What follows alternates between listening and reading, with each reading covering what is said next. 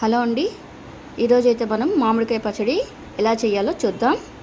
దానికంటే నేను ఒక మామిడికాయ తీసుకున్నాను, 10 ఎండుమిరపకాయలు, కొంచెం జీలకర్ర, కొంచెం ఆవాలు, కరివేపాకు, తెల్లగడ్డ అండి.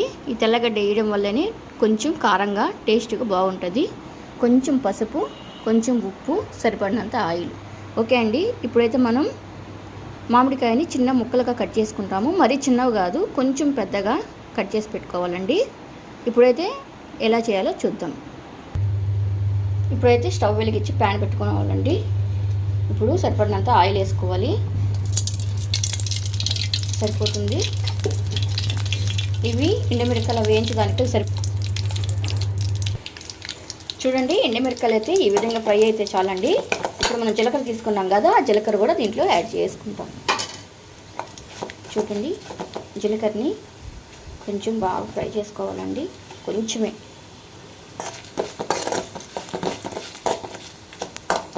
అండి 2 మినిట్స్ అయిన తర్వాత నేనైతే మనం ఇప్పుడు తీసుకున్నాం కదా మామిడికాయని, ఇదండి ఈ విధంగా అయితే చిన్న చిన్న ముక్కలు చేసి పెట్టుకున్నానండి.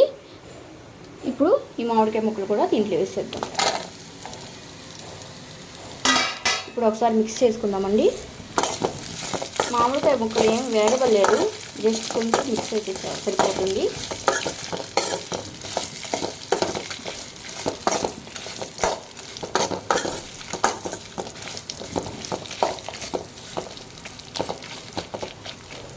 ఓకే అండి, ఇప్పుడైతే స్టవ్ ఆఫ్ చేసుకుంటామండి.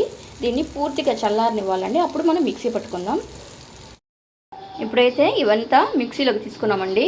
ఇప్పుడు మనం ఫస్ట్ తెల్లగడ్డలు తీసుకున్నాం కదా, ఇదంతా పొట్టు తీసుకొని శుభ్రంగా అవి వేసేసుకోవాలి. తెల్లగడ్డలు, కొంచెం ఉప్పు వేసుకోవాలండి. ఎంత ఉప్పు అయితే సరిపోతుందో చూసుకొని అంత ఉప్పు వేసుకుందాం. నెక్స్ట్ వచ్చి మనం ఫస్ట్ తీసుకున్నాం కదండి పసుపు, ఈ పసుపు కూడా దీంట్లో యాడ్ చేసేస్తామండి.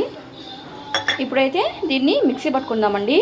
ఒకేసారి పల్సి ఇవ్వకుండా ఆపుతా ఒక 4 times 5 times అట్లాగా చేస్తే ఇప్పుడు మెత్తగా పేస్ట్ లాగా రాకుండా కొంచెం బరకగా వస్తుందండి.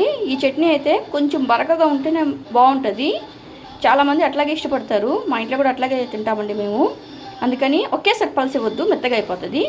2 minutes వేస్తా ఆపుతా అట్లాగా ఉండాలండి. అట్లాగా 5 times వేసుకుంటే రెడీ అయిపోద్దండి. చూద్దాం తర్వాత.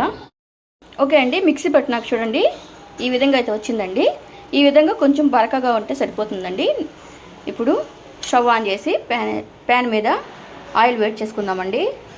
ఆయిల్ బాగా వేడైనాక మనం తీసుకున్న కరివేపాకు, ఎండుమిరపకాయ ఒకటి, కొంచెం ఆవాలండి, ఇవి వేసుకుందామండి.